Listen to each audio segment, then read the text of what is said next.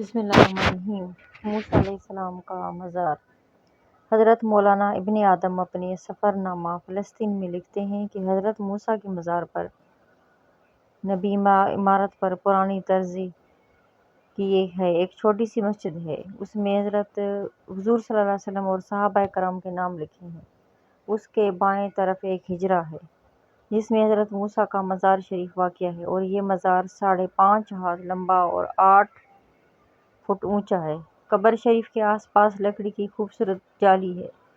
تمام قبر شریف پر سبز ساٹن کا غلاف چڑھا ہے۔ معلوم ہوتا ہے کہ غلاف کے نیچے کوئی روئی والا گدا بھی ہے، اور حجرہ مبارک کے دروازے پر یہ آیت لکھی ہوئی ہے: وَكَلَّمَ اللَّهُ مُوسَىٰ تَكْلِيمًا۔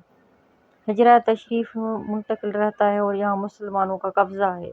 یہودیوں کو جانے کی اجازت نہیں۔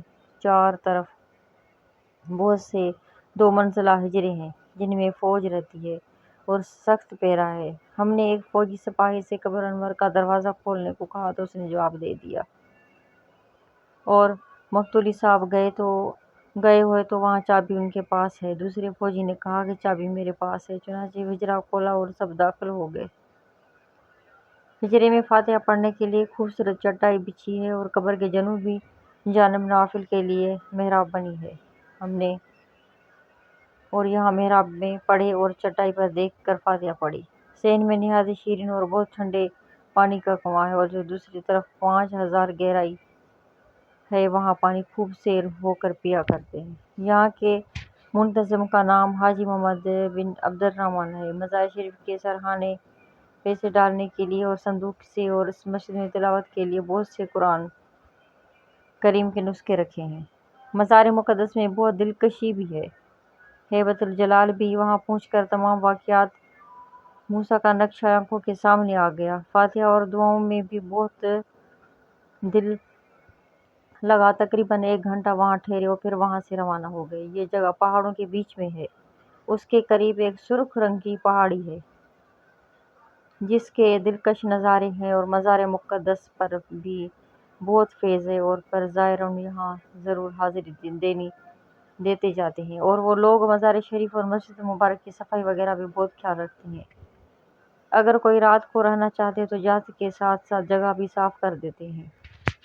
حضور سید عالم صلی اللہ علیہ وسلم ارشاد فرماتے ہیں کہ معراج کی رات ہمارا گزر حضرت موسیٰ کی قبر سے ہوا، تو ہم نے دیکھا کہ حضرت موسیٰ اپنی قبر میں کھڑے ہو کر نماز پڑھ رہے ہیں۔ بلا شبہ تمام انبیاء کرام اپنی اپنی قبروں میں زندہ ہیں اور نماز بھی پڑھتے ہیں۔ موسیٰ علیہ السلام کا آنکھوں دیکھا حال۔ جناب یعقوب نظامی لکھتے ہیں کہ اریحان جریکو کے ویران صحرا میں ایک چھوٹی سی پہاڑی پر ایک عالی شان پرانی عمارت تھی۔ محمد جیلانی نے بتایا کہ یہی مقام حضرت موسیٰ کا ہے۔ مقام حضرت موسیٰ گاڑے روزی کے بعد دروازے کے سامنے آ کر رک جاتی ہے، اور اس جگہ کا نام مقام بنی موسیٰ یا کوہ بادم ہے۔ اس وقت صبح کے 8 بجے تھے۔ عمارت کا دروازہ کھلا اور ہم اندر داخل ہوئے، لیکن اندر نہ کوئی بندہ تھا نہ کوئی بند کی ذات۔ ایک دکان کھلی تھی جس میں تحائف فروخت ہوتے تھے، لیکن دکاندار غائب تھا۔ ایسے میں یوں محسوس ہوا کہ جیسے یہ جنات کی کوئی بستی ہے۔ یہاں بازار کھلے ہیں، لیکن اپنی طبعی خاصیت کی بنا پر جناتی مخلوق بھی نظر نہیں آ رہی تھی۔ پھر یہ جادو کا کوئی کرشمہ ہے، یہ سوچتے ہوئے اور حاجی شاہ پال